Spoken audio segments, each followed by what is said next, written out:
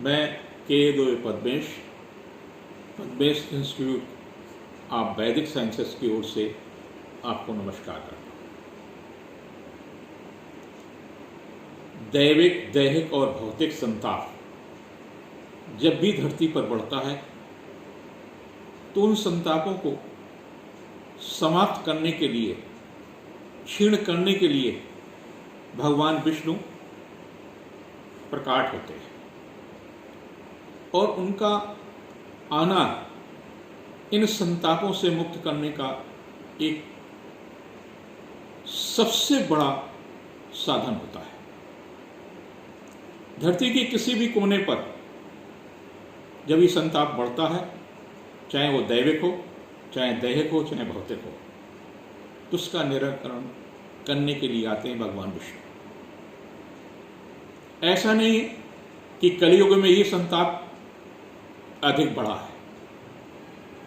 अगर देखा जाए तो सतयुग में भी भगवान विष्णु को आना पड़ा, चाहे मत्स्य के रूप में आए हों, चाहे कूर्म के रूप में आए हों, चाहे वो वामन अवतार के रूप में आए हों, चाहे वराह के रूप में आए हों, चाहे नरसिंह के रूप में आए हों। 5 बार केवल सतयुग में उनको अवतरित होना पड़ा। यद्यपि सबसे कम समय के लिए वो नरसिंह रूप की धरती पर पधारे, यानी कुल 48 मिनट के लिए। प्रदोष काल सूर्यास्त से 24 मिनट पहले और 24 मिनट बाद का होता है, तो उस कालखंड के लिए ही अवतरित हुए। और सबसे अधिक त्रेता युग जिस दिन से प्रारंभ हुआ, उस दिन धरती पर अवतरित हुए भगवान परशुराम। कहा यह जाता है कि भगवान परशुराम आज भी धरती पर विद्यमान है। सबसे अधिक समय के लिए परशुराम जी का अवतरण हुआ। कलयुग में बौद्ध यानी गौतम बुद्ध जी के रूप में भगवान विष्णु पधारे। उन्होंने अहिंसा का मार्ग दिया कि हिंसा से कोई भी समस्या का समाधान नहीं हो सकता है। वैशाख पूर्णिमा के दिन उनका जन्म हुआ और उन्होंने देखा कि मानव जाति दैविक, दैहिक और संताप से ग्रसित है, मृत्यु से भयग्रस्त है। उन्होंने अपने जीवन को उसी तरह से ढाला और आज सारी दुनिया में 2500 वर्ष से अधिक हो गया उनका कालखंड। और इस कालखंड में पूरी दुनिया के, खास तौर से उत्तर पूर्व के देशों में बौद्ध धर्म का स्वीकार विशेष रूप से हुआ।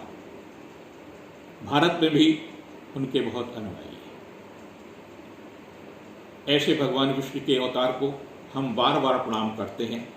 आज यानी 7 मई को वैशाख पूर्णिमा के दिन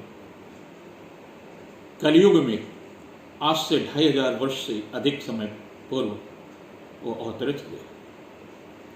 मानवता को शांति का मार्ग दिया, जहाँ हिंसा और युद्ध, यद्यपि उस कालखंड में भी एक भयावह युद्ध कलिंग और अशोक के बीच में हुआ था।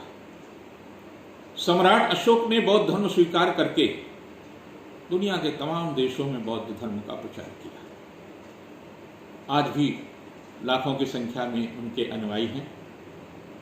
ऐसे में आप भी उनकी, भगवान विष्णु की तरह से ही उनको अगर स्वीकार करते हैं तो दैविक, दैहिक और भौतिक संताप से आपको मुक्ति मिलेगी। आज कोरोना जैसा वायरस तमाम प्रकार का भय देता है, भय नहीं देता है, मृत्यु तक दे रहा है। सारी दुनिया में 2.5 लाख से अधिक लोग मृत्यु को प्राप्त कर चुके हैं।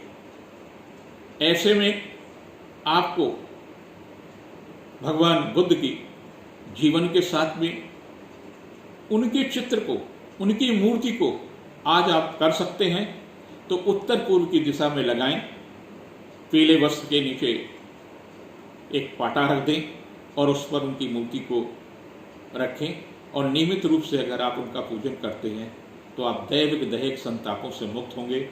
आप पर उनकी कृपा हो, यही मेरी कामना है।